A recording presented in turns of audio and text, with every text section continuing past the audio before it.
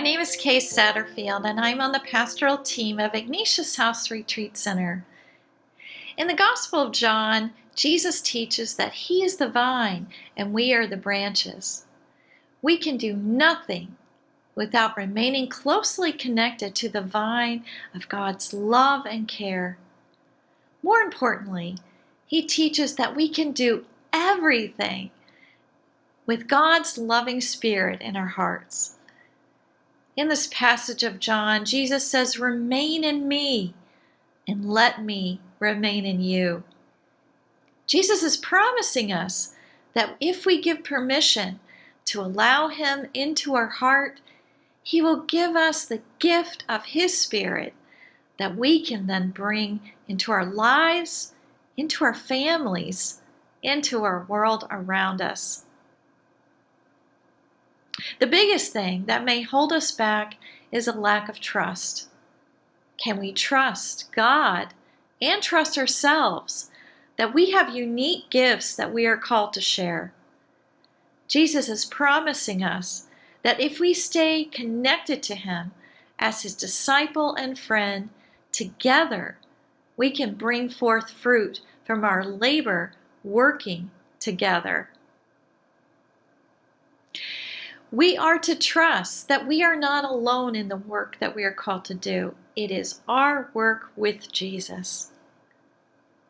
At the end of the spiritual exercises of St. Ignatius, Ignatius asked the retreatant to consider how he or she is called to co-labor with God and bringing about the kingdom of God here and now.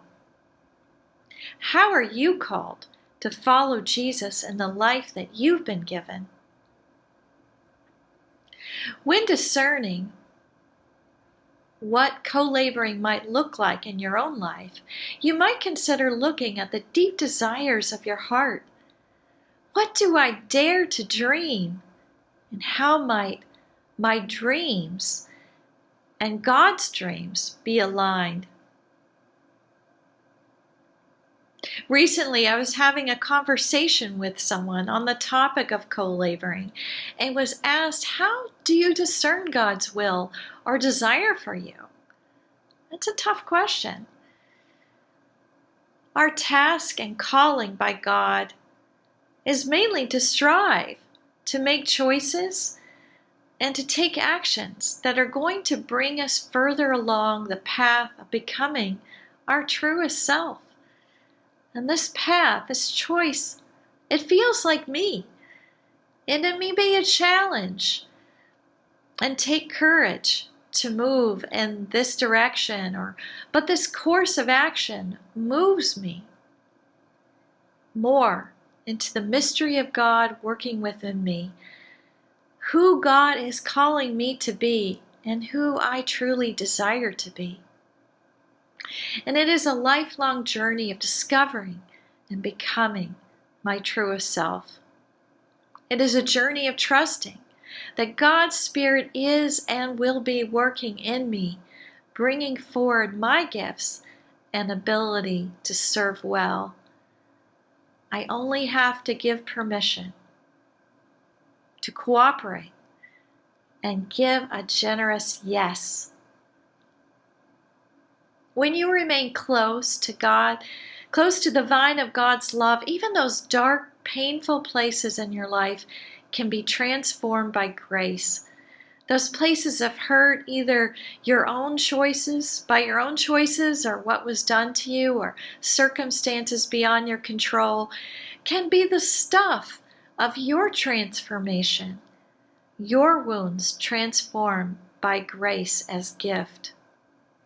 As Jesus teaches, some things may need to be pruned, maybe an unhealthy relationship, an addiction or bad habit, for the vine to grow stronger and be healthy. Again, the biggest challenge is trusting that God can transform your wounds into something new. And this trusting comes with